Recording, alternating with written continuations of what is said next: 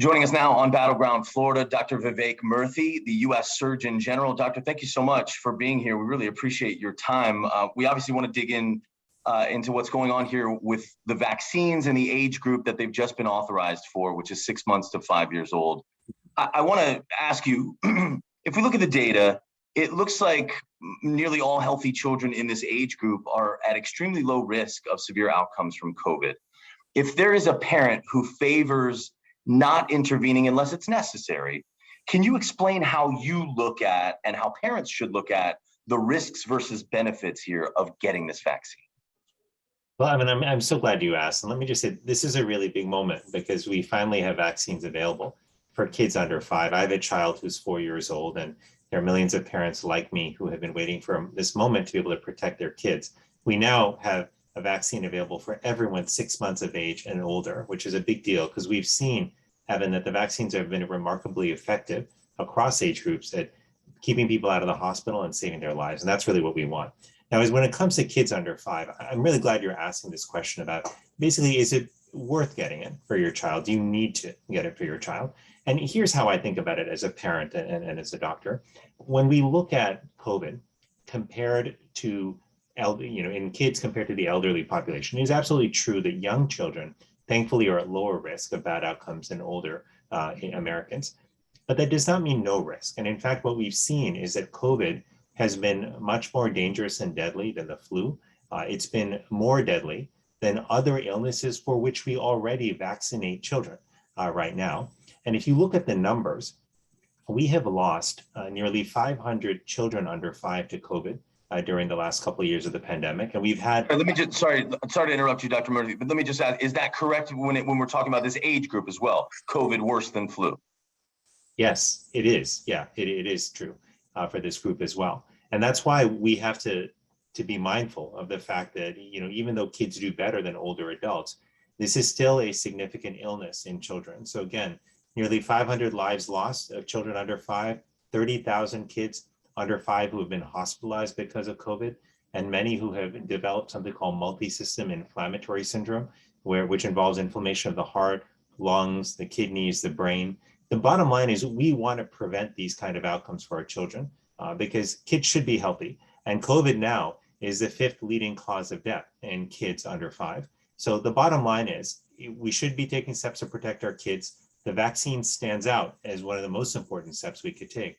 It's why I'll be vaccinating my 4-year-old as soon as we get an appointment and as soon as we make it to our doctor's office. This is one of the most important steps you can take as a parent, I think, given that we're still in the midst of this pandemic. Doctor, as you know, Florida's Surgeon General and Florida as a state has taken a different approach, and the state does not recommend getting children in this age group vaccinated. In fact, I think it does not recommend getting children under 17 vaccinated. Most parents that I talk to don't care about the politics. They just want to know what is the right thing to do. But the Surgeon General of Florida said, posted several questions on Twitter saying, did the COVID vaccine trials for kids under 5 show a reduction in severe illness? Did the trials show a benefit for those with a prior COVID-19 infection? And is there a benefit for kids with no pre-existing conditions? How would you respond to those questions about the data in the trials? Yeah, well, I completely agree with the idea that these decisions, these are the decisions that should be made by parents, in consultation with their healthcare provider based on public health experience, based on scientific data, right? That's what should drive these decisions. And here's what I would say. Number one is when you look at the kids who have been hospitalized under 5 and who have, had a rough time with COVID, not all of them have had actually pre-existing conditions. In fact, about half of them have had no risk factors for having severe outcomes. So that's one thing to keep in mind. You can't always predict which kids are going to run into trouble. The second thing to keep in mind is that the trials that were done with the Moderna and Pfizer vaccine for kids under 5, what they showed were 2 things that were important. One was a reduction in the likelihood of getting infected. And the second was that kids who were vaccinated, they developed antibody levels. And these, again, are the proteins in your body that help fight infection when you get vaccinated. They developed antibody levels that were on par with what adults who were vaccinated developed. And we know that those levels in adults help prevent them from ending up in the hospital or losing their life to COVID-19. So those 2 things are very promising. And finally, keep in mind this, that with other groups of kids, 5 through 11s and with adolescent children as well, what we saw in the trials were very similar results, a reduction in the likelihood of getting infected, but the impact on preventing severe disease, hospitalization, and deaths was even greater. And so we anticipate that that's what we will see with kids as well. So it is perfectly fine for parents to have questions. You should get your questions answered. And I say that as a parent first and foremost. But what I want people to do is to talk to credible sources, to talk to their doctor, talk to their local Department of Health, look at what the CDC and FDA have said. There is a reason that the CDC and FDA independent advisory committees comprised of independent scientists and doctors both unanimously endorsed the vaccine for kids under 5. There's a reason why the American Academy of Pediatrics also endorsed and strongly recommends vaccines for kids under 5, as well as vaccines for kids over 5. So please keep that in mind, as you're making your decisions for your children. You mentioned developing antibodies and how that can help prevent against the illness.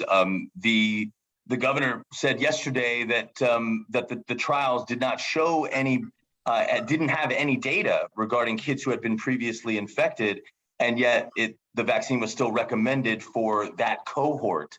How should that factor into parents' decisions if they know their kids have already had it? Yeah, so also a really good question. And it's a good question for this reason, because we know that when people get infected, that their immune system reacts to the infection and tells to build up antibodies that hopefully can protect them against future infections. Here are the unknowns, though. When it comes to COVID, what is less clear is how long does that protection last? How strong is that protection? And how does it depend on our underlying conditions and on the severity of the infection we got? So one of the things we've seen in adults in the past is if you got a severe COVID infection, you're much likely to develop robust protection against future infections than if you just had a mild or asymptomatic infection. So how all of these factor into the protection our kids have is not clear. But one other thing that we've learned actually from our colleagues in South Africa is that people who had the original Omicron variant infection called BA1, people who were infected in December or January, basically, that they actually do not seem to have great protection at this point against the current variant of Omicron, which is circulating increasingly, the BA.4/5 variant. So the bottom line is we don't have, I think, confidence about how long the protection lasts from prior infection. But what we do know is if you had a prior infection and you get vaccinated on top of that, that does boost your antibody levels to extraordinarily high levels of protection, which is what we want for all our kids. That's why my daughter, who's 4, she actually got infected with Omicron in February. But my wife and I are still taking her to get vaccinated because we want her to have optimal protection, especially as new variants and subvariants are circulating.